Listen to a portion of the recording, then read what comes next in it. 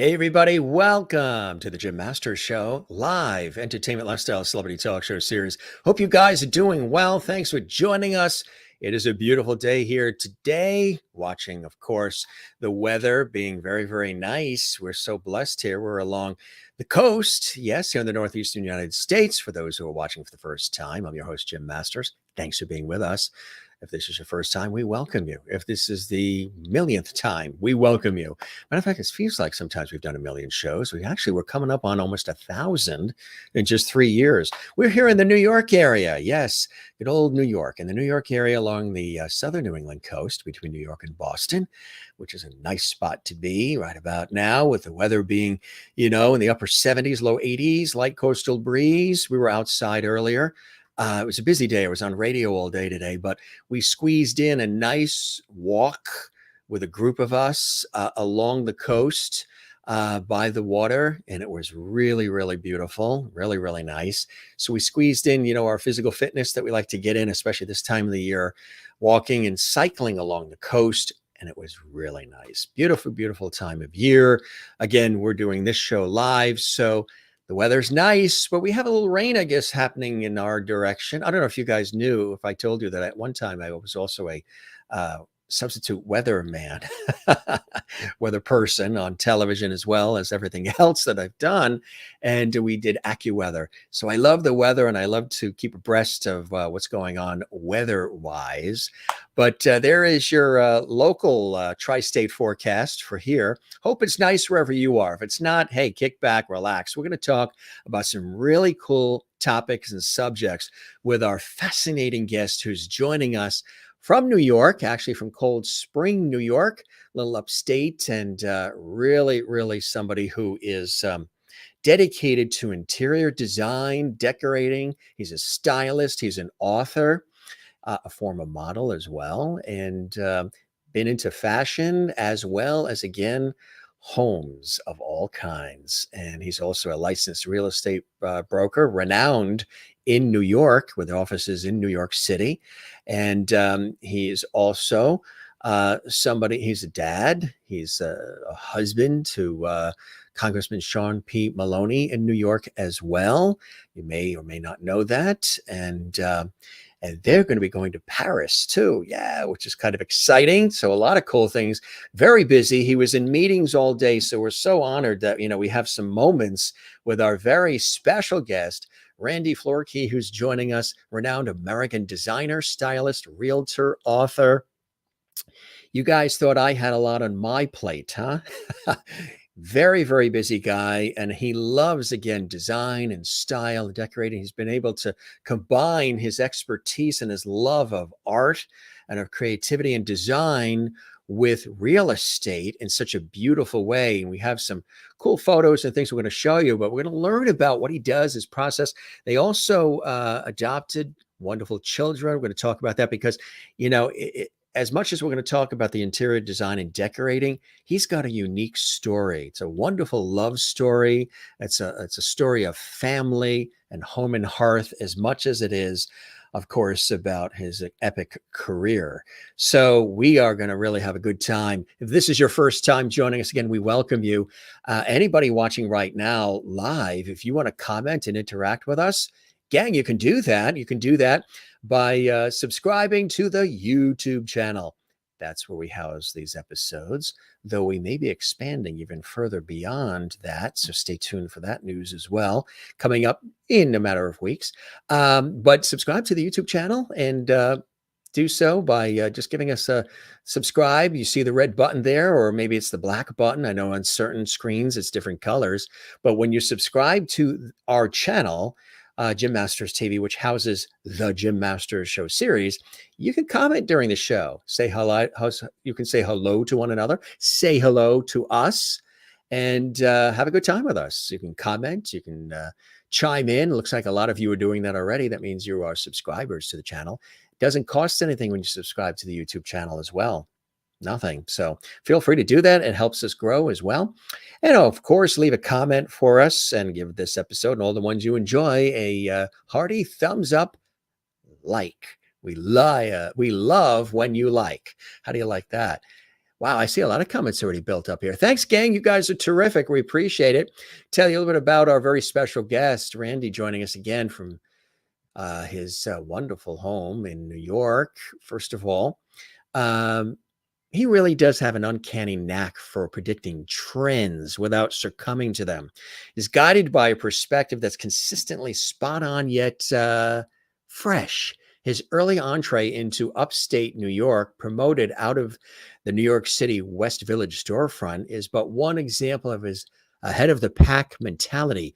Recognizing the beauty of upstate New York with its rolling hills, ample farmland, and plentiful waterways, Randy provided an alternative to the weekend McMansions and traffic-clogged highways. At Randy's real estate office in Greenwich Village in New York, clients are much more likely to hear about a 19th century working farm flanked by cow pastures or tucked away unexpectedly mid-century modern home with expansive views, more than an oversized weekend beachfront home complete with exaggerated price tag bragging. I love that. Randy has honed his skill as a home finder during his many years as a contributing editor at Country Living magazine, where he helped the editions find locations that emphasized a story or idea that they were trying to highlight. He would oftentimes transform these off the beaten path properties into stunning layouts to share with the much interested readers of the magazine. Imagination, he says, is the first step to realization. And after conjuring a wonderful colonial style house in his mind's eye, Randy came upon an unlikely means to bring it to fruition: prefab manufacturing. Turns out that Randy's design for a modular vintage style home that can be completed in a few weeks realizes many home buyers' needs.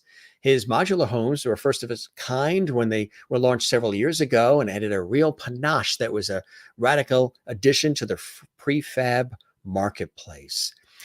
He's a realtor, he's an editor, he's a stylist, he is a designer.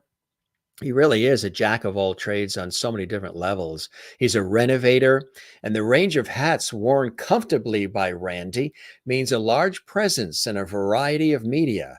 Appearances, of course, here on the Jim Master Show live series, which we're honored to have him here to join us on, but also appearances on the Today Show. You may have seen him on the Today Show on NBC, features in W Magazine, Country Living magazines, and the publication of his books, Your House, Your Home, as well as Restore, Recycle, and Repurpose, and all conspiring to make Randy a household name.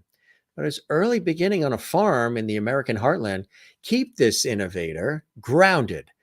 Also, do a growing family in the joys and demands of family life and fatherhood. It really is a beautiful story. Also, in addition to that, as I mentioned, he's done modeling over the years as well. And we have some proof of that, which we're going to be showing you as we go along. Case in point, there he is. There is our special guest. It's a great shot, isn't it? Yeah, all of these are. Look at this. Cool stuff, huh? These are just some of the modeling photos. Yes, cool stuff. So we're going to be talking about this, but we're going to be talking about so much more. Look at that, huh? Talk about GQ ready. There you go. And of course, the beautiful location in upstate New York where he is. Look at that, huh? Very, very nice. And we're going to be showing you some really cool interior shots and describing what we're seeing and just teasing you a little bit. Here are the books, folks, as well. Of course, the magazine, which we've talked about. Maybe you've seen him on the cover of that. Here we go here too. Yep. You may even have these in your collection. It's a real pleasure to have Randy with us. So put your hands together, folks, and wherever you're watching around the world, we appreciate you being here. Let's welcome Randy Florke to the Jim Masters Show live. Randy, welcome to the show, my friend. It's a pleasure to have you here. Thank you for having me. I'm delighted to be here. It's an honor. Busy day on a Monday, huh? Lots of meetings, It is. all kinds of stuff. Every day. Every day. Every day. Well, I mentioned there you are, you're working in New York City, the Big Apple, as busy as it gets.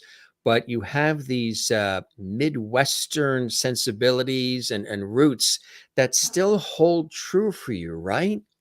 Yeah. One of the producers at the Today Show once said to me, Randy, you're a good guest because you have one foot in the Midwest and one foot in the city. And people can relate to you. Everyone thinks our entire audience is in LA or New York. The reality is it's everywhere in between. And so I think a lot of people are, because we live in New York or live in LA, we're only trying to appeal to those folks. And there's so many more people in the Midwest and in the South that are hungry for information. But you have to be able to relate to them, because if you can't relate to them, they will just tune you out. Yes, exactly right. Exactly right. So, growing up in the Midwest, what were some of your first interests in the arts and fashion and style and design, and then especially getting into interiors and things of that nature? Is any of that within your family? Were you introduced to it, or did you sort of discover it on your own? Well, I discovered it on my own. I think my family is, well, shall we say, special. My parents were married at 16 years old, had three kids by the time they were 21, got divorced at 28. They had been married 12 years. So, as a child of young parents, you tend to end up being the parents yourself. And so, I didn't necessarily learn a lot that way. But I have to tell you, my design stuff did start in the Midwest because I rode a school bus every day from our farm to the town. And I would sit on the right side of the school bus in the morning and the left side in the afternoon, because I drove by a farmhouse that I adored. And I said, when I get big, I'm going to buy this place. And I did. I was living in Madrid and living in Europe, and I bought this farmstead and restored it. It hadn't been painted in 77 years, had no indoor plumbing. And so it was a total wreck. And I restored it and I adored it. So that interest was sparked then. And I think even though at the time I was working on really expensive projects in Europe, I was still really attracted to the humbleness and the simplicity of the Midwest. And so I've been able to, throughout my career, kind of combine those two things. And it's worked out well. What was the first few steps that you had to take to actually embark on it? What did you have to do first? Was it schooling? Was it hands-on? How did it work for you, Randy? So I moved to New York City right after high school at 18. I lived in the YMCA for 2 years in New York City. And I went to school. I only have an associate degree in fashion. And I started in kind of in the fashion world and realized pretty early on that it wasn't the right career for me. It was too trendy. It was too seasonal. I wanted something more permanent. And interiors gave me that access to be fashionable, but yet more permanent. And so as you mentioned, I worked for years as a model, and I was living in Madrid, and I started to work for an interior designer there. And that's how I really developed my love and skill of interior. But I've never really studied it per se. So you think it's sort of, a lot of times it's almost in certain cases like somebody playing the piano by ear. Do you think it's something inherent? You just have this knack, this understanding of it, and you can put it all together based on your own innate ability? Yeah, I would say that it is nature. My sister said at my wedding 10 years ago. I've been with my husband for 22 years before we got married. And at my wedding, my sister said, Randy's the same person today he's always been. When we played as children, he always had to have the biggest house and the most cars and everything. So I think it was like an innate nature that I was attracted to, like beautiful things and pretty things. And I just developed that as a skill when I got older. But I will say, it wasn't necessarily an automatic transition. When I moved back to New York after living in Madrid for several years, I opened an antique store in the West Village, and I was really struggling. And one of your guests that we know in common, Wayne Lucas, gave me some advice and said, Randy, you have to line up what you like to do with what you can make money at. And I never made a decision after that that didn't encompass that. And I knew I loved houses and development and everything. And so I got my real estate broker's license and I lined up, and I started a real estate firm, and I only specialized in country houses because that's what I liked. I didn't love New York City real estate. I wasn't all about just square footage and things. I was about falling in love with houses and old houses particularly. And so I set up my business out of New York City. And like I have to say, almost from the first day, it was successful. And it was really that advice of like lining up what you like to do with what you can make money at that defines success. Because a lot of people go to work every single day and hate what they do, but make lots of money. And so they could never leave. And there are other people who can't afford to pay their rent, but love what they do. And neither one of them are really successful. Like you're only successful when you can align all of those things. And it's a great formula. It really is. It's very important that and you're blessed and you're lucky if you get to do work Right. that really speaks to the essence of who you are, work that really is not that it's effortless, but it gets to be so automatic on so many levels because it's reflecting who you are and you That's deeply right. love it. And it's sort of like your own signature, it's your own stamp. And Exactly. that's really, I mean, I'm blessed to follow the career I studied in college and studied in school and interned, and it's still in it. Right. Though I did study architecture and design Oh, wow. before I went into, or concurrent with studying broadcast media, journalism, television, theater, the whole thing. So that's why I really was excited to have you on and appreciate the work you do, because it really is very, it's meticulous. It can be tedious, but it is also beautiful and creative on so many different levels, right? Yeah. And I say that I'm only probably good at two things, and that is real estate and matchmaking, because they're very similar. They go together. You're taking people's desires, needs, wants, attractions, and lining them up. And so they're very similar. And when I work as a decorator, I'm basically a therapist. Yes. Right. I'm listening to them and helping them with their problems and working it out in a decor architectural kind of manner.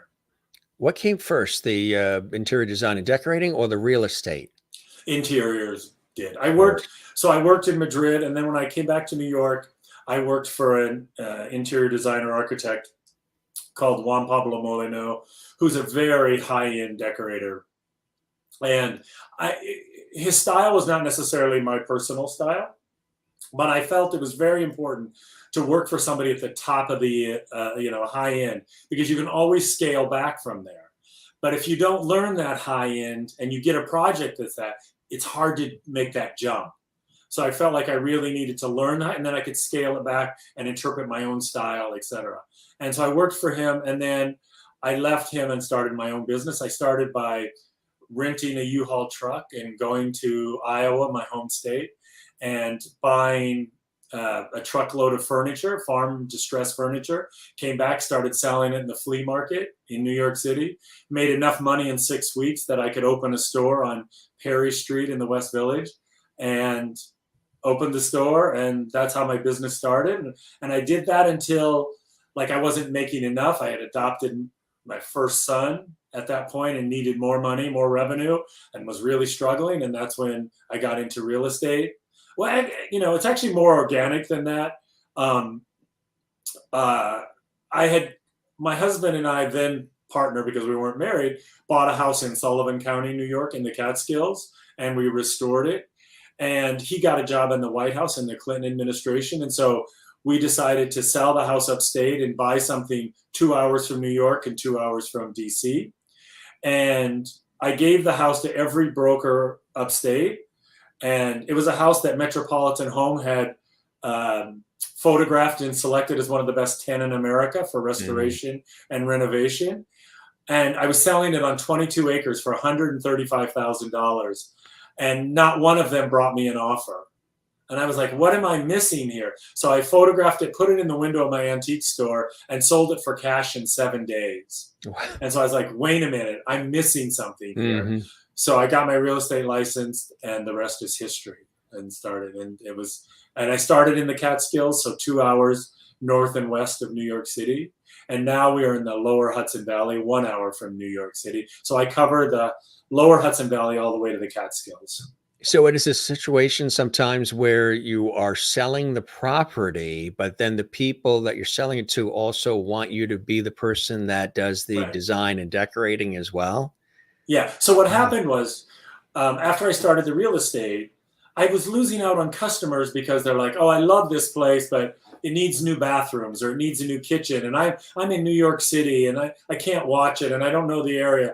And I was like, wait a minute, I'm just losing customers this way. So I started doing project management, and then and so everything I've done has been kind of organic. Like nothing is like Wharton Business School laid out spreadsheet, charts, PowerPoint. It's all just been kind of from my gut and instincts of what meeting people where they're at and satisfying that with a business. So a lot of this is also psychology, and there's a real big emotional investment that they make in this, right? Because there's a lot of psychology that wraps up into all of this, and you use that intuition that you've got to sort of work with your clients to sort of figure out what it is.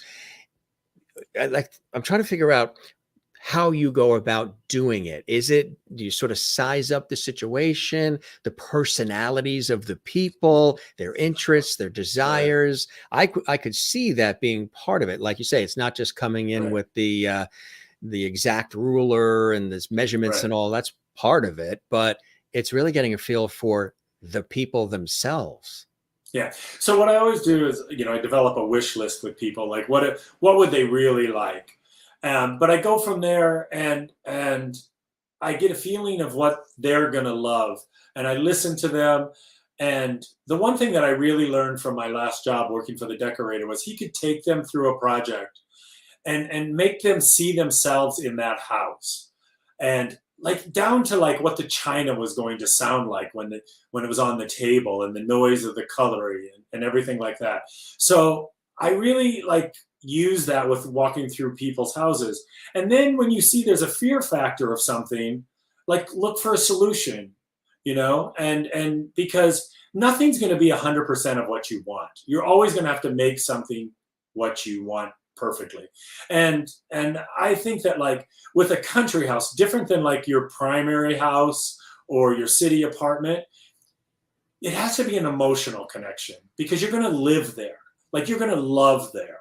And so you have to if you don't go home at night after having a day with me looking at houses and can't sleep because you found the right place, then keep looking. You're looking, you haven't found what you need. It has to be partly an emotional decision. It cannot be just, oh, that's the right price or that's the right square footage or whatever. You have to really think about it. You have to visualize yourself, your family, in this structure, because that's where you're going to live. Your apartment is where you work and hang out, whatever. But your country house is where you're going to live. You're going to raise your kids and your dogs and cats and everything else and entertain your friends.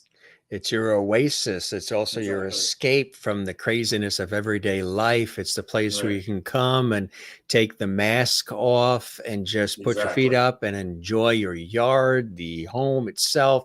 And memories are made. So many incredible moments are made within the walls and on the property of your home, wherever it may be. So there's so much. So you're very in tuned with all the things that will happen within the walls of this home and on the property, and sort of work with them to foster their dreams, which I think is a beautiful thing.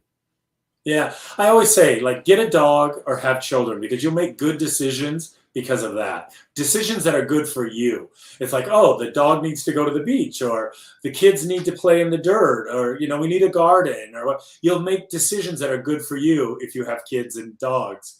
So it leads you to the right path. But sometimes we can't get out of our own way. It's I never have enough money, or, it's like, I don't want another marriage, and maybe a house is a marriage and whatever, but you really make good decisions if you do those things. And you have, and we have evidence of that in this wonderful photo. Tell us about this fabulous photo we have here. Okay, so that's my entire family. It's my husband, Sean Maloney, who was a congressman from New York 18 until January, and has been appointed by President Biden to be the ambassador of the OECD, which is a multilateral organization based in Paris. And so we will be moving temporarily to Paris for a year or two, or perhaps longer. Hopefully, if Joe Biden is reelected, we can stay longer if we choose. And then our son, Riniel Jesus, who is 33, who I saw briefly yesterday. He flew in from Denver, where he lives with his girlfriend, and came and picked up a car that I had, because I had purchased a car for my youngest daughter, and she hated it from day one. And he needed a car. So, and since she's nice and spoiled, we bought her a new car and gave him the car she didn't like. What was the car she didn't like? It was a red Cadillac, a 2010, I think it was, CTS. It was actually a beautiful car. I bought from a great car. Yeah. A client who had passed away, and his wife was selling it, and he was a dentist and used it just to go back and forth to work. And so it was a great car, but she hated it. She had a BMW before, and she wrecked it, and that's what she wanted. So that's what she got. And so anyway, and then our daughter Daly, the one sitting down, is 22 and a senior at John Jay College studying political science. And Essie is 20 and studying sports management at Siena College in Albany, New York. Good looking family there, huh? Thanks. The two girls will come to Paris in December. Daly will be finished with her college in December, and Essie's going to take a year off. And so once Daly finishes, they're both going to come over to Paris and stay for an extended period of time, because the lovely house that we're going to move into has a carriage house with 2 one-bedroom apartments, so they can each have their own apartment in Paris and learn French or take up cooking or do an internship or something. So while you're there, you have a team of people back home in New York who do the showings and will be able to keep things going with the company, right? Yeah, so the company's going to stay. I can't pretend that it's going to be exactly the same. I'm going to come back and forth. I tell everyone I'm going to be a little bit like a hairdresser that you've had for years, and they move away and come back every 10 days and take appointments, and they book themselves like back to back to back for 10 days. That's a little bit how I'm going to do it. I'm going to stack up appointments and do them at once. And with decorating and construction, those are very long pipelines oftentimes. So you can sign up for a project today, and maybe there's not shovels in the ground for a year or a year and a half. So I can manage that. That's quite exciting, Paris. Yeah. That's not too shabby. I will tell you a very funny story. So I moved to Paris the first time about 40 years ago. I was like 20 years old, I guess. I met this girl in New York at a party, and she was from Paris. And I said to her, I have a contract. This was in August. And I said, I have a contract. I can move to Paris in January. And she was like, oh, darling, come live with me. She's like, I have a studio apartment on the 5th floor walk up, and I already have a roommate, but we'll make room for you. And so that was like 1983. There are no cell phones, nothing. We stayed in contact. And I had mentioned earlier in the interview that I had been living in the YMCA. I had no real money. I didn't have money to afford suitcases. So I moved to Paris with boxes, cardboard boxes. And in those days, airlines would take as many bags as you wanted. So I checked all of my possessions in boxes and brought them to Paris. And when I arrived in Paris, they had lost all of my boxes, which turned out to be a great thing because it was a 5th floor walk-up and the airline had to deliver them the next day. And they brought them the 5 floors up, all of my boxes. And I lived in Paris for a year, and I loved it. And I've loved it my whole life. And I've gone back and forth several times a year, typically, throughout my career. And I am thrilled to be moving back. And I still have exactly the same friends. Very nice. My friend Corinne, who I lived with in Paris, is a superstar successful in Paris, and we're still very good friends. And I look forward to spending more time with her and other friends. So it's exciting. That's very, very exciting. Congratulations Thank you. to all. You know, we didn't want to be remiss and forget the other two that are in Two this dogs. photo. Yes. What do we have there? So the lab mix in the middle is Bella, and she's 9 years old.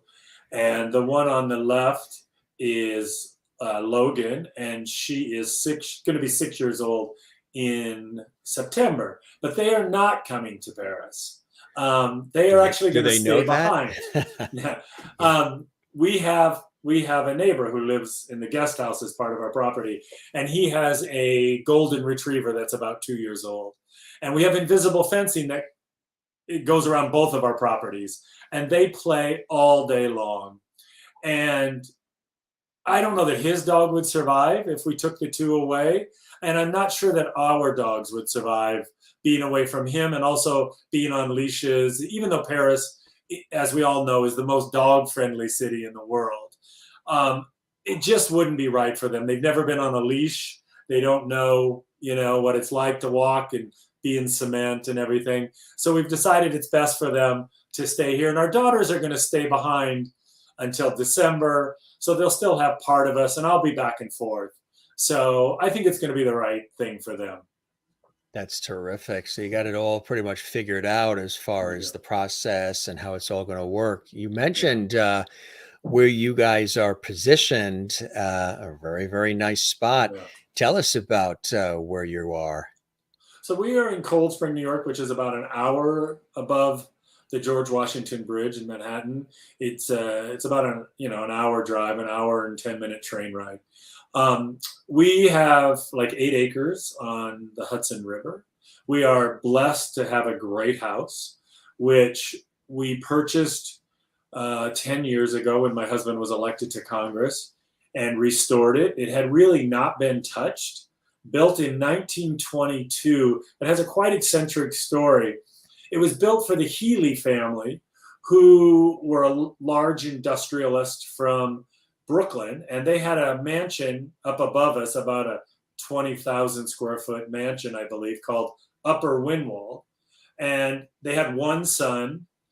His name was Henry Healy, and he went to the Midwest. I don't remember if it was for business or for college. And he met a Midwestern woman there, a German woman named Zita von Fischbach, who nobody liked, but he married her and came back. And they designed the house in 1922 with Everett Meeks as the architect. And Everett Meeks is the first dean of Yale architecture. And he designed the house. And she was an unpublished mystery writer. And she thought she would potentially be murdered in the house. So she designed it with him so that she would never be cornered in any of the rooms. So every room has multiple doorways or exits so that you don't get trapped. And it's an incredible, incredible philosophy to design a house, because the flow of the house is brilliant. It's beautifully done. 3 staircases going upstairs and downstairs. You go, like if you're in our master bedroom, you go into our dressing room. There's a door at the end of the dressing room, which will take you into a guest room, which then takes you into a bathroom, which opens on both sides. You can go into another bedroom, and then out into a hallway or terraces, upper balconies. It's really an incredible philosophy. And so it's something to keep in mind when you're designing a house, to not be trapped. Beautiful room we're showing here. Which room is this? So this was my daughter Daly's room. And a couple of years ago, we bought her an apartment in Cold Spring by the train station, because she does not drive. And so she takes the train every day into John Jay College. And when she moved out, I love her dearly, but she was a disaster housekeeper. and her room was a wreck. And so I told her, now that she has an apartment, I know she's never coming back in the house to live, so I'm going to redo her room. And so I redid it, and I did it so that it felt kind of like a room in an English manor house or something. It's a Yeah. guest room now. Very nice. And the walls are all faux painted. Those are not real molding. Yeah. Yeah. But very, very nice. Thank you. Really, Thank really you. nice. And this is my husband's office. So I never wanted my kids to live in a golden jail. I'm a small house person. My specialty are turn of the century American farmhouses, usually 3 bedrooms, maybe 2 bathrooms if you're lucky. So you like warmth. I do. And so we found this house, and it was exactly right for us for various reasons. And we bought it, and it's actually very warm and cozy, but it had 2 very large rooms. One was this room, and another one was the dining room. And so I had to find ways to make both of these rooms smaller. The dining room I did by buying a very large 86-inch round dining table that I layer and slip covered, and had a very big cabinet in there that's full of silver, a collection of silver that we have. And because it has a big table, it takes up a lot of room. And so it seems smaller than it is. And in the room you were looking at previously, they were tearing down Doris Duke's estate in New Jersey, 67,000 square feet. And I bought her library out of that estate and repositioned it in this, what was like almost like a big ballroom. And we made it into Sean's home office for his congressional work. And I put in the bookcases, which made the room seem smaller. I painted them and everything and added a facade to them. They were very simple oak bookcases and not really very pretty. And so I painted them. And then I had my faux painter come in, and I faux painted the ceiling in a design that I had found in an abandoned ballroom of a house in Detroit. And she faux painted it, including with distressed kind of watermarks, like there had been leaks and things, to give it that patina that it was well lived in, which again adds to the warmth. And I used multiple patterns and colors there to create a layered texture sensation. And it's really a fun room to be in. It has a big fireplace. The house has 7 working fireplaces, and we use them all the time. And it creates, just for entertaining, it's a really cozy, warm place.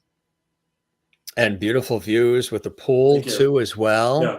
Yeah, and the pool is interesting. I put the pool in before, right when we started construction. There used to be 7 terraced rose gardens in the backyard, and they were completely overgrown. You couldn't even get in them. So I had to tear them all out, and then I doubled the size of them and only made 3. And I put the swimming pool on the lower terrace. And I had installed a swimming pool on our last property in Sullivan County, which we had in 2 hours north. I had already put a swimming pool in and used the surround that we have on this pool there. And I had it pulled up and transported in an identical pool built and repositioned. And the reason I wanted to salvage it was because it is marble, and it is reclaimed marble that I got out of Independence Hall in Philadelphia, where the Liberty Bell is. When they renovated there, I got the reclaimed marble, and so I wanted to hold on to that. And it's got a beautiful patina. It's been walked on so much over the years that it's worn, and it never gets hot or slippery because it's got such a beautiful texture. And the beautiful view of the Hudson River there and the mountains off in the distance. I would imagine not just spring and summer and winter, but the fall must be something like it is here. Like on fire. It's spectacular. Right? Yeah. It's got the reflections of the water. It's beautiful. And we have a 10-mile kind of unobstructed view on the Hudson River. We see down to the Bear Mountain Bridge and no other structures. You don't see any structures. There are more trees we could take down to have more views, but then you would see West Point, which is across the river, which does have some lights at night. And I just prefer not to have the lights from West Point in our vista. And so you can see the river from the house, not from every room, but you can see it from like the dining room. And we have a beautiful greenhouse in the back of the house, and you can see the river from there, and guest bedrooms. And we have a second story porch that you can see the views.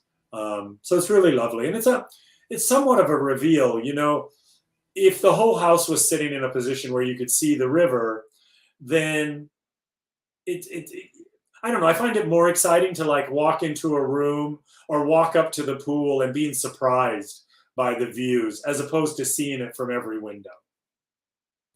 Exactly right. It's a unique experience every room you go into Right. versus just a duplication of all of the same. Right. Right. Exactly.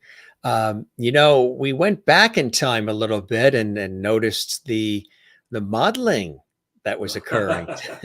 Great shot. The Yeah. viewers already commenting. Our Levities saying hello. They already said love the photos, and they were talking about specifically these in the beginning. Tell us about this part of your life. So I moved to New York at 18, and I told you before, I got an associate degree in fashion, and I finished that in 18 months. And I went to visit a girl who had gone to school with me, who worked at a skincare salon. And when I was there, the guy who was in charge of their advertising at the time saw me and asked me if I would do some photos for them for their press releases and advertising.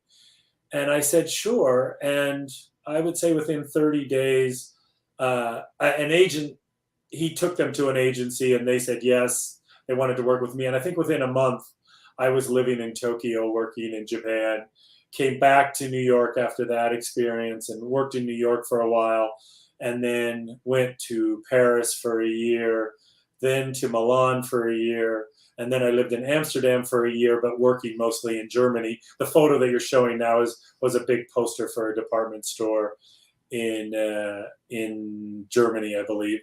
And Do you and have worked any there. And then German in you? I do. I'm German and English. Ah, yeah. So, and then I moved back to New York and worked in New York for a number of years. And I started the sweater that I have there, and I was a Dutch company that I ended up taking over and importing to the U.S. And when I was 22 years old, and I kept it for 3 years, and then sold it when I moved to Madrid, back to Europe, and I lived in Madrid for 3 years, and then moved back to the US. So I modeled for like 9 years, and it would be a huge overstatement to say that I was like wildly successful. I worked, I made a living. I was lucky to make a living. But I didn't really do glamorous stuff necessarily. I did TV commercials and catalogs and brochures and things like that. I was never like this huge fashion model, but I worked a lot. I've always compared it to being like a carpenter who could take their tools and work in any place. And that was a huge advantage for somebody who was dirt poor growing up, and to be able to travel the world. And I always feel like I missed out a little bit on college. And so that life experience was a substitute for me, and I think helped me broaden my horizons and my way of thinking, and made me a better learner. Which is terrific. Yeah. And, that's a very demanding field being in modeling Yeah, and all. So you just learn about business and about yeah, relationships and people and working with the yeah, photographers. And yeah. And in a weird way, it really helped me discover who I was, because what I hated about the business was that you were at the bottom of the totem pole. Everybody had more say than you did. The agents, the editors, the right. companies, the makeup artists, the hairdressers, everyone was in control except you. And I just knew that wasn't for me. Like, I needed to be in control. It was like part of my personality. And I knew I had to be my own boss. And so I followed that kind of instinct. And I used modeling as a way to make money, as a way of opening doors. And what I'm grateful about is that it taught me early on to kind of take care of myself. Yeah. I met somebody when I was 19 years old. I was a very attractive person, and he said to me, you're 19 and you have a few pimples, and if you want to be a model, you can't have pimples. And so he's like, stop drinking alcohol for 2 weeks and they'll go away. And at that time, it was legal to drink when you were 18. And I stopped for 2 weeks and I've never tasted it again. I don't drink, I don't smoke, I don't drink caffeine, I don't drink soda, all those things. And I think it's a great accident when you make decisions that are good when you're young without knowing you're making them. I didn't know that it was a good decision for a lifelong thing. And it helps you stay in shape and not abuse yourself. And I never let my hair down and make decisions that were bad for me at a time when it could have been dangerous to do so. I mean, I moved to New York in 1981 as an openly gay kid. And, most of my friends aren't alive because of AIDS. Sean is my fourth relationship. The first three died of AIDS. And so I was always aware of what I needed to do to stay healthy. And I didn't make that mistake. And I don't blame people who, God forbid, who got HIV positive, right? But those mistakes were usually made when they had drank too much or taken drugs or something. They just kind of said, it's not going to happen to me or whatever. And it did. And it was, it was a really sad and, big price to pay for being a normal human being. And so I think being a model at a young age just helped me make some good decisions. And so I will never be ungrateful for the experience, even if I didn't love it, Right, exactly. Tell us about the rural connection and how you formulated that company, which is so You know, successful. yeah, again, it was all accidental marketing. It was, trying to sell our house and not being able to sell it. And so I ran out, got my real estate license. And in real estate in New York, you have to work for another company, a brokerage firm, for 1 year and sell X amount of properties before you can open your own firm.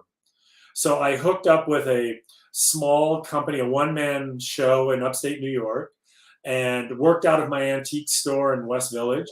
I put photos of the houses in the windows along with dirty furniture.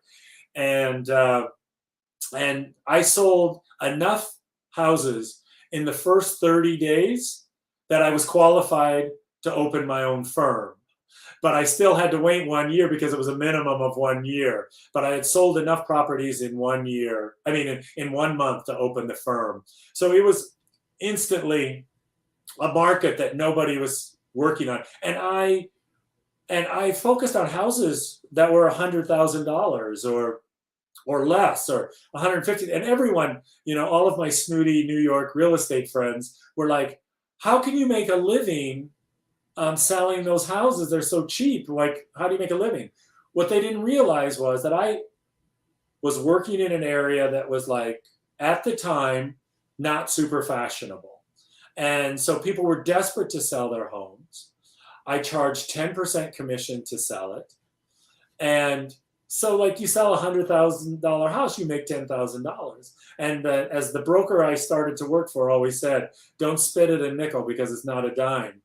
And I just was volume, and I just sold and sold.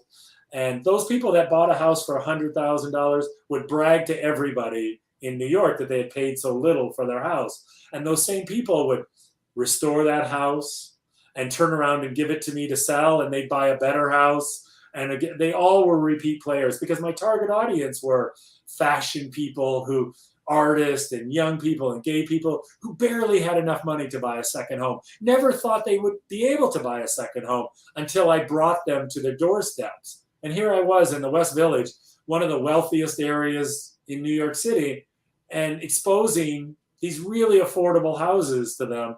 And so they were buying it just for shits and giggles, and telling everybody. And so it was kind of an overnight success in that way. And I was really lucky. And I always say better lucky than smart. I like the way you say better look at this part.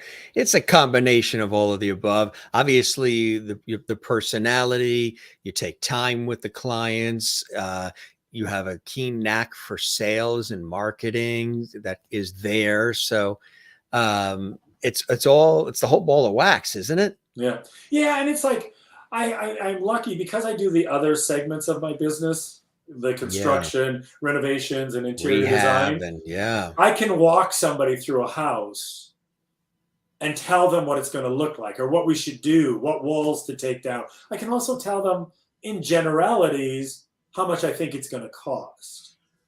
And so that's really helpful. Yeah.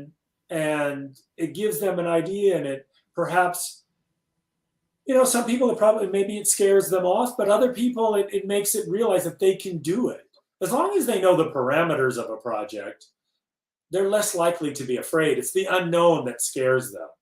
And so once we get through the inspection process where we find out that, the well is good, the septic's good, the foundation's good, and whatever, then, we can start to address the cosmetic or renovation issues that they like. And we know what's going to cost, or, approximately, and they can make it work for themselves. And most people are not like, you can read a listing. Sometimes people give you an open listing, and like, so several brokers will have the same house, and you read the description that other brokers have for a house, and then you read my description, and you would never know that it's the same house because I'm really honest about it and can be very negative. But I feel like if you lower people's expectations, they're pleasantly surprised when they come and see it. They're like, oh, it's not as bad as you said it was. It's like, it's not, but I say, like, if it's on a busy road, it's on a busy road. If it's, if it needs work, I say what it needs. And so I just have a way of, I think, like, being honest is the thing. And also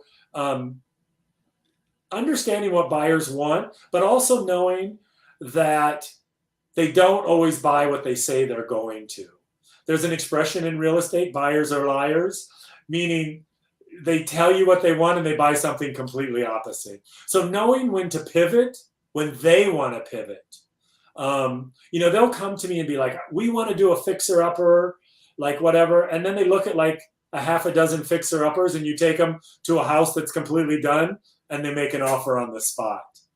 Because it's like, after looking or understanding the realities, they decide they want to buy something else. That typically happens with people who want to build from scratch. They want to see a piece of land and whatever. And then when you start outlining just the infrastructure that's required to going into a property to build a house, not building the house, just the infrastructure, like a driveway, electric, septic, well, all foundation, all of those things. Before you put one pretty thing into building the house, it's a lot of money. And so then they typically will be like, okay, we should potentially buy a house that's already established and try to make it our own.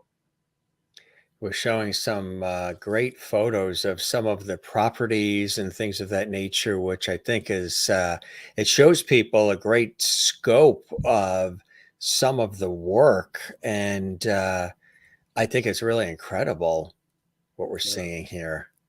That's actually my house. This is yours here. Yeah, look at this. This is nice. Thank you. So that's sort of like a entryway into the living room. Yeah. That's beautiful. Look at that. That's an outdoor porch on the back side of Sean's office, which also has another fireplace, and we do dinners out there. It's the kitchen. The kitchen is actually new, made to look old, made to look original. It was a small servant's kitchen and a walk-in pantry and a back entry and a servant's den and a big wood storage room. And I tore it all out. And so on one side is the kitchen, and on the other side is kind of a sitting room. So when when Sean is cooking, because I do not cook. I don't cook and I don't go to grocery stores. That's our master bedroom. Very If nice.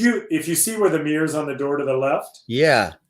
behind that is my office, and that's where I'm sitting right now uh, on this interview. Oh, you're right there. Oh, Yeah, terrific. Oh, that's I'm right there. great. And the door on the right, Yeah. there's one that leads to our master bathroom, The bath. and then also out to the the hallway and staircase. And what you can't see on the backside, the bed is overlooking windows and views, but there's a fireplace on the same side as the entry door, and then another door that leads to the dressing room, which then leads to a guest room and just Really flows nice. nicely. Yeah. Really, So that gives you a little outline. And that really picture nice. is like sad and fall. It's not very pretty. And I'm not quite sure why I have that one in there. I don't know if you can get to the interior design section on the Yeah. website. If you can manage that, there are a few projects, and you can see the scope of the work we do. We do a lot of modern mid-century stuff. This was a very old house in Pound Ridge that we took. It used to be a tavern, and we took and we did that to it. We made it all very modern. All the original character had been taken out of it. That's a dining room. All the original character had been taken out of it. That's the kitchen. Very nice. That's a eat-in area in the kitchen. That is the entry, like a living room, and I did it in lacquer pink. That's the stairwell. That's a bathroom that's done like in Bugsy painting. This is a different project in Tuxedo Park. Another photo from the house in Tuxedo Park with magnificent views overlooking the lake. This is another house in Bedford. Same house in Bedford with beautiful art collection. They had an incredible art collection. This was back in Tuxedo Park, and then we're back to the original one. Really cool. Really Thank you. fantastic. So, Yeah. so while my books focus on kind of humble repurposing and secondhand and antiques, a lot of my work is modern, mid-century, Yeah. as well as traditional, and kind of a transition between very stylish but very livable at the same time. Very livable and warm. Yeah, And yeah, and exactly. like not a golden jail. We That talked about photo this. was from a while ago for the cover of the book. That was our apartment in New York City.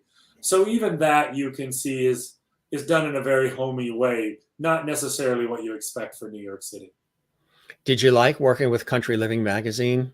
I did. I Yeah. did. The magazine business is rough now. Yeah. Now It's more like than the ever. standards are like, the paper quality has gone down so much in all the magazines, not just Country Living.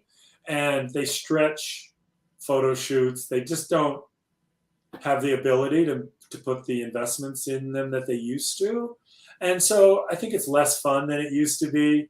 I think like fashion stylists will tell you the same thing, that it's a different business, working with models and doing the clothes and stuff. It's less glamorous than it used to be.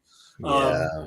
But I worked there for a long time. I worked at Country Living for a long time. I think being a contributing editor is probably the best gig there is, because you're not glued to a desk from 9 to 5, and you're able to kind of have the cream of the crop. Like, you bring the best projects forward, and then you get to photograph them and style them and help with the writers on doing a narrative and a story, and that's all really exciting. And they had exclusive rights to photographing all of my projects, so I had an automatic kind of placement for all my work, and that was incredibly rewarding.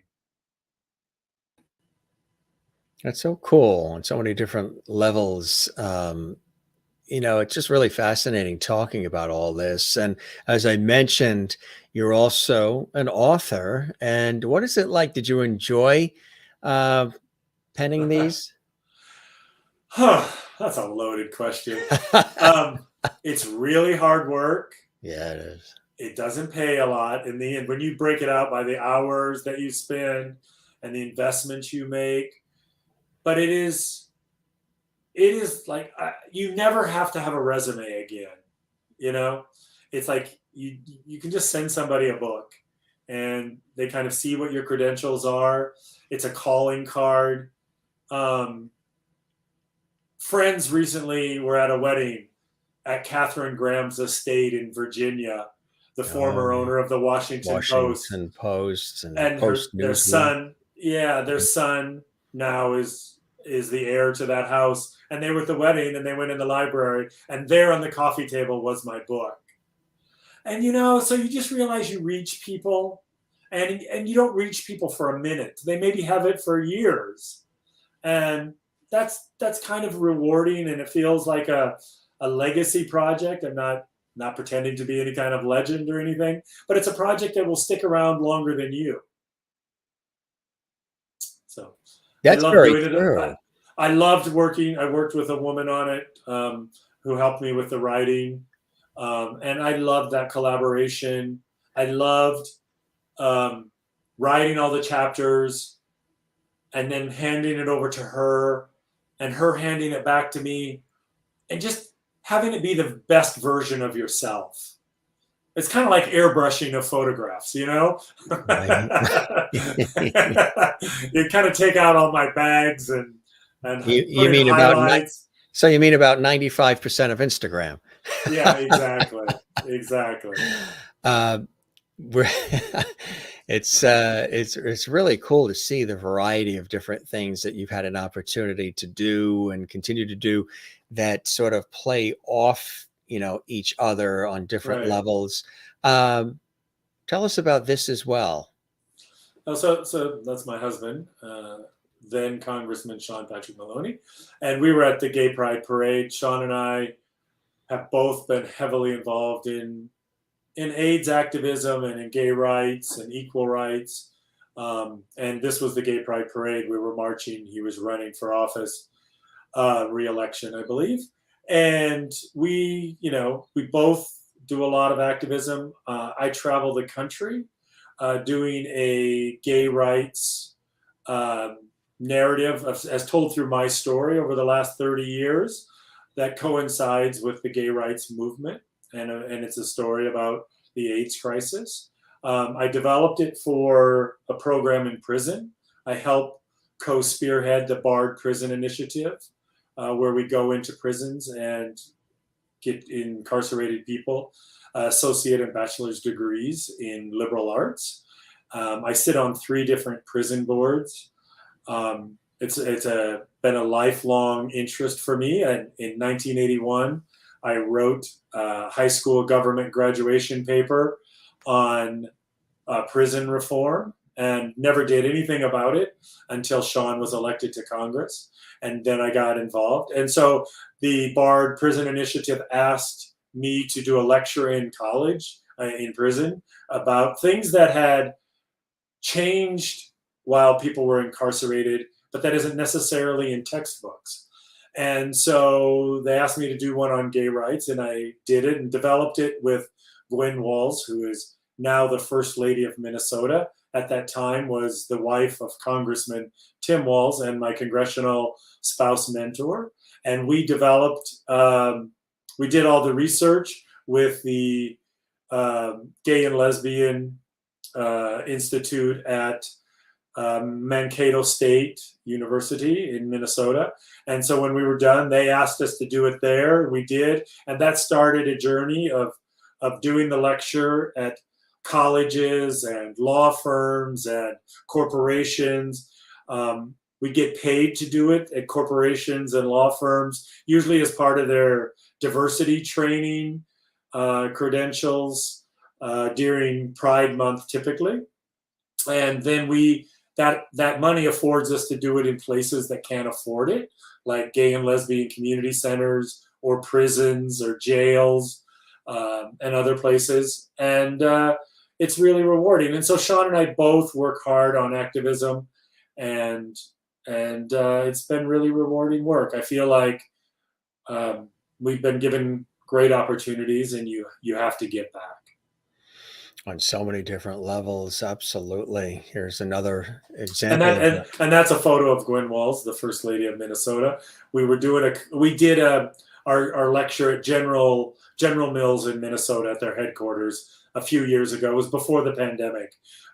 We have kind of gotten off track since the pandemic, and so we have to get back on our journey of doing it, because as we know, it's more needed now than ever with what's going on in the Republican Party and in conservative states, and what they're doing with transgender rights and gay rights, and the banning of books and limitations. So we've kind of thought foolishly that we had won the fight when the Supreme Court gave us the right to marry and recognition, and little did we know that we'd be here back again fighting for our basic rights.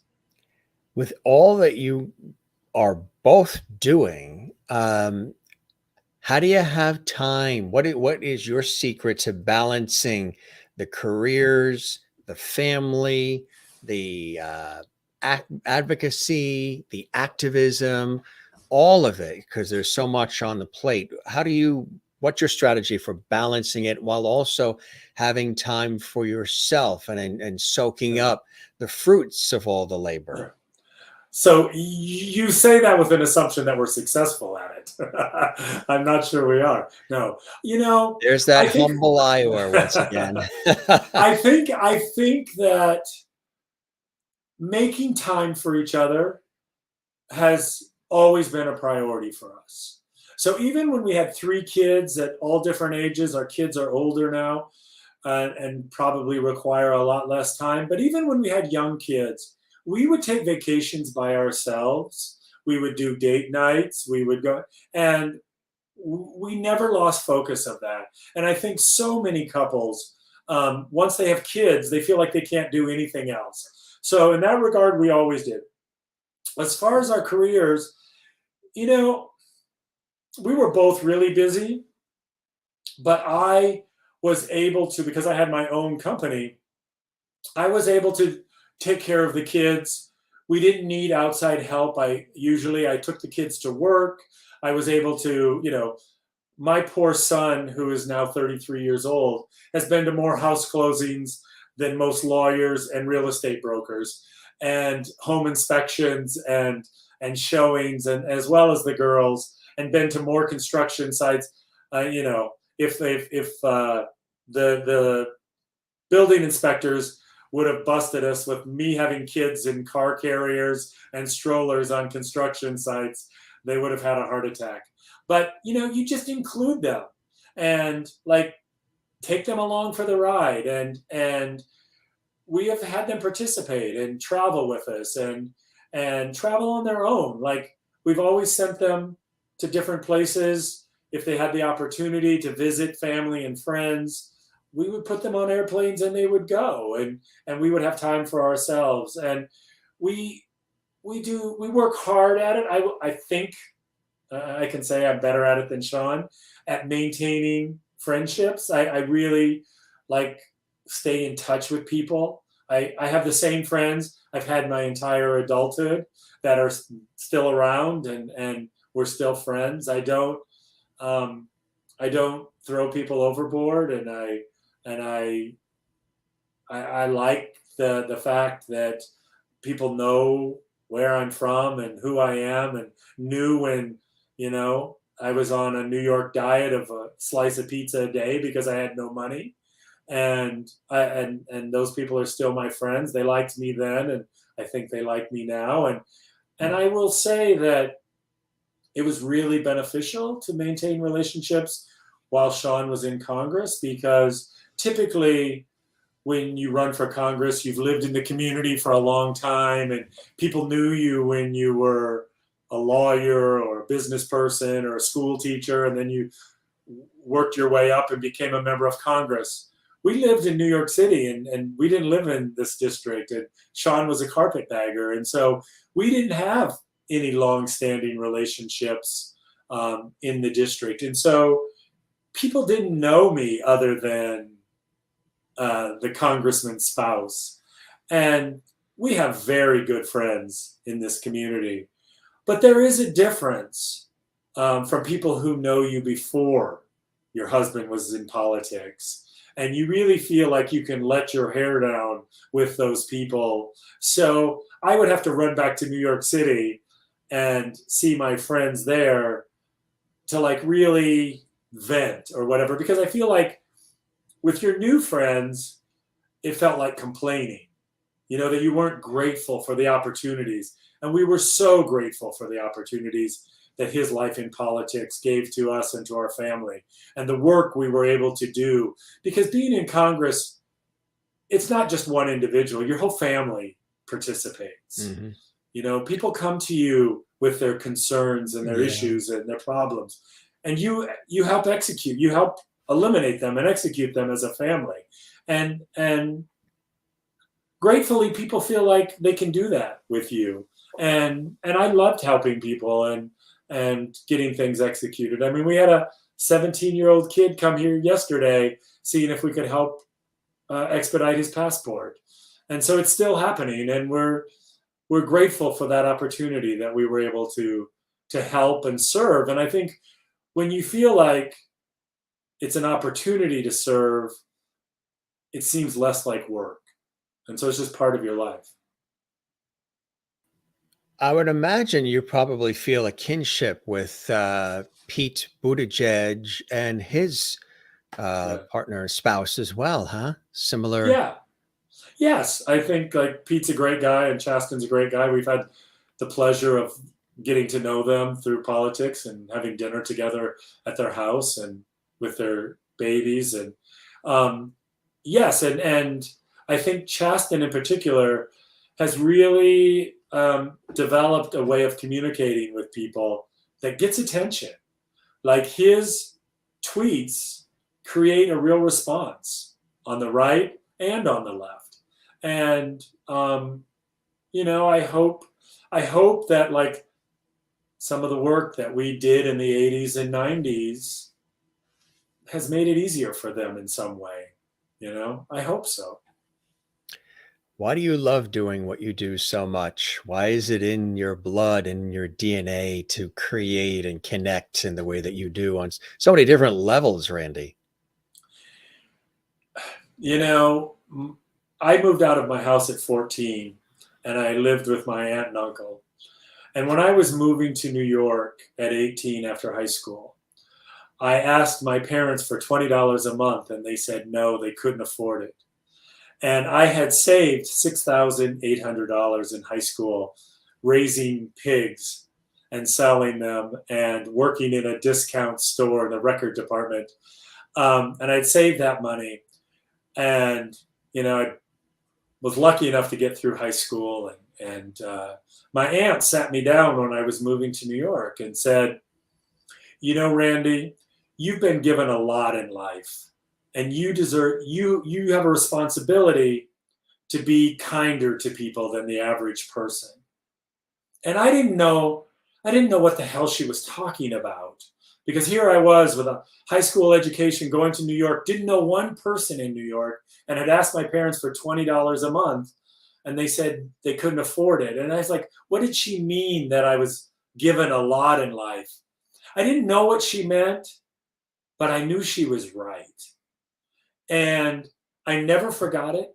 I think about it every single day, and I try to be nice to people, and it's sincere. And she was right. I was given a lot in life. I was given a lot in life because I was born male. I was born white. I was born 6'2" and blonde hair and blue eyes, and it's just open doors that don't open for everybody. And to recognize that and to realize like that comes with responsibility and an obligation to use it to work for people, to make it better, to make the world a better place. And I'm grateful for that advice, and I've tried to live up to that standard. I haven't been perfect. It drives me crazy when I feel like Sean and I get put on a pedestal and whatever. We are so not perfect. We are not a perfect couple. We are not a perfect family. We don't have a perfect relationship. We haven't behaved like saints. And I just, it bothers me sometimes because I feel like it's a false narrative. I feel like it's an Instagram post that people can take away what they want. But we've worked really hard and we've tried really hard to do the right thing and to be good people and good parents and responsible citizens, and to teach our children that they've been given a lot in life and they have huge opportunities, but they have huge responsibilities. And hopefully they will grow up with a heart in public service and become good citizens. Beautifully said, really. Absolutely beautifully said, and very inspiring, for others who might be watching, who are wanting to, live their life in that way and do certain things that maybe they think they're limited because of resources, because of location. You're a wonderful proof that you can really do almost whatever you hope to do, dream to do, if you don't give in and give up, and you just persist and keep finding ways to be able to do it, even if you have that love and passion for it, which I think is the key to a lot of the success that people experience, is never giving up. And every day isn't always perfect, and there's going to be days where you succeed and days where you don't. And but just keep the train on the track. Failure is feedback. So like Yes, it failure, is. you learn a lot more from failure than from success. And the You do. other thing, getting back to like your question quickly, where you ask why, what do you contribute your success to? One of the things I have to say is, like, I always knew I was gay. I always thought it was the best thing about me, and the only reason I was going to be successful in life, because I knew that as a person growing up on a farm in Iowa, that because I was gay, I was probably going to have to move to a big city to find happiness and companionship. And I just knew that was my journey. And I was so happy about that. And I just thought it was like the best. And it was always very hard for me. It's still hard for me sometimes when people are like, oh my God, I just struggled so much with being gay. I was like, are you kidding me? It's the best thing about you. Like, it's the one thing that makes you special. I don't mean to criticize anyone, but kind of the saddest people on earth are straight white men, that everything is kind of laid out for them. There's a script for them. Like, how are they going to behave emotionally? What are they going to do? And all of that stuff. And they kind of operate within these buffer zones, and they never go out of the lines typically. And gay people, like women and minorities, they have to kind of do a lot of soul searching sometimes. Like, why am I not a straight white guy with all the power and pulling all the strings? And in that process of doing that soul searching, you learn about yourself more, and you have a huge opportunity to be happier because you know more about yourself. And I always tell people that are struggling with coming out, like, coming out of the closet may not make you happy, but it's your only chance at happiness. The one thing I can guarantee is you'll never be happy if you don't live honestly and come out of the closet and be open. It's really hard to be happy. So it may not bring you happiness, but it will give you an opportunity at happiness. Wayne Scott Lucas watching and saying hello as well. Hello, Wayne. He's like, don't you just love my friend? There he is. Uh, Hey, Wayne. he's going to criticize. What are we going to do? He'll like the shirt you're wearing. Okay. Nice and crisp and ironed and looking good. I pulled it off a hanger 2 minutes before we went on air. Yeah, I tell you. Any exciting things coming up other than the possible moving to Paris and things of that nature? Things you're excited about? That's obviously the big thing on the list. Big one, yeah. Because it requires so much preparation and kind of reconfiguring my business and clients, and so that is all consuming. And I would say that's the major thing that I'm working on. And and I'm in the process. I have several clients getting ready to move into their houses, and so the installation days are always big. And so those are in the near timeline. Well, it was really awesome having you on the show, Thank you. Randy, and really a pleasure. Somebody who wanted to stop and say hi. He always pops in the latter part, sometimes in the beginning. Mr. George Burns is with us. Hello, George. I don't know if Wayne mentioned, but he pops in and he's got a cigar and his martini is down below. He's sort of like our associate producer. We did a nostalgic episode of our series, and he was with us when we were talking about some nostalgic TV shows and all kinds of cool stuff. And my aunt was a serious collector of thousands of dollars worth of dolls at her home in West Hartford, Connecticut. This got passed down to me, and it's a real collectible, very heavy, and I shouldn't even be holding it.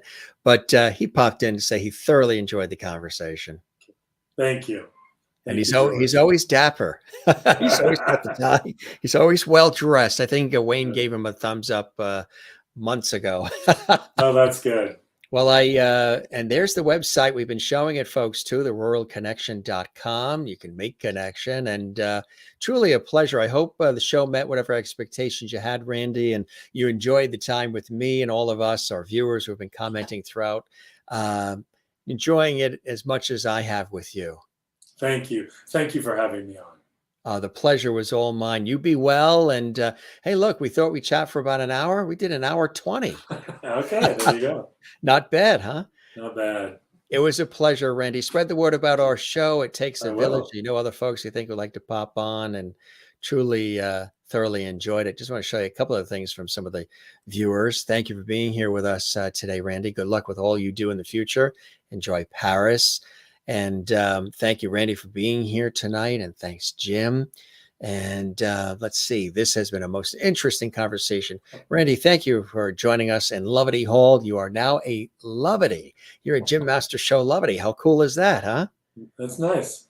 Isn't that cool? That's one of the best things. There's the Emmys and Grammys and Tonys and Academy Awards, Peabody's, Tellys, all these things you can get. But when you're a Lovety on the Jim Master Show, most guests say their feet start tingling. Are your feet tingling right about now?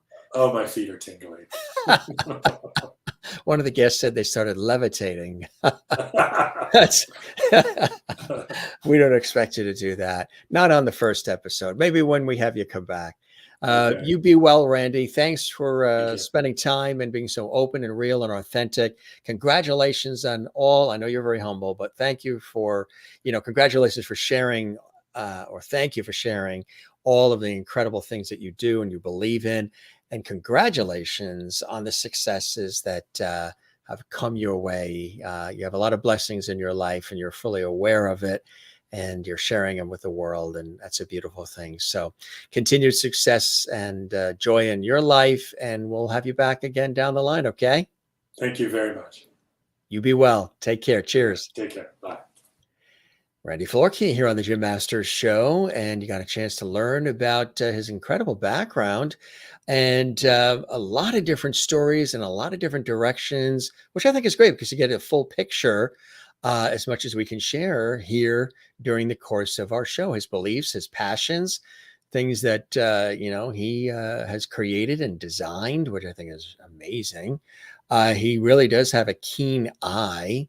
And we were talking, of course, about also the modeling background. There was one we didn't show, popped up. There's another one from the modeling career, but terrific family that he's got. And they're going to be going to Paris, shared elements of, the home and where they are and the things he enjoys. Here are the books, too, as well. Cool stuff, right?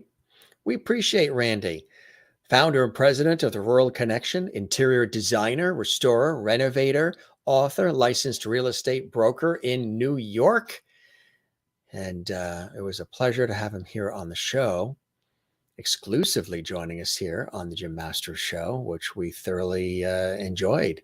And it was really, really fantastic. Hope you guys enjoyed it. Always something different, always something unique, always something special here on the Jim Masters Show, and we love that. Thanks to Randy.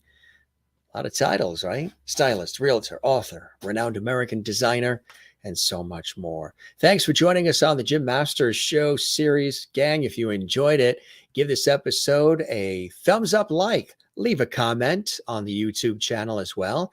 If you haven't subscribed to the YouTube channel, we would love it if you do that. It doesn't cost anything. You just hit that red button as well. Simple, easy, breezy, and we thank you for being with us here on this episode of the Jim Masters Show live series. I'm your host, Jim Masters. Don't forget, we don't say goodbye around here. We say see you later. Ciao, cheers, slancha, auf Wiedersehen, moi loop. Take care, be well, slancha, shalom. What else do we say? We say see you later. And that's what we're going to do. All right, gang. Be well. Take care of one another. Love one another. And don't forget to love yourself. Yeah. Take moments for yourself. If you get a chance, if life gets rough, which it can sometimes, take a few moments for yourself and share them with the world. Thanks for all the great comments. Thanks for all the interactivity with our lovely viewers watching around the world. And thanks for joining us on this episode of the Jim Masters Show. Let's see you on the next one. Be well. Take care. Cheers.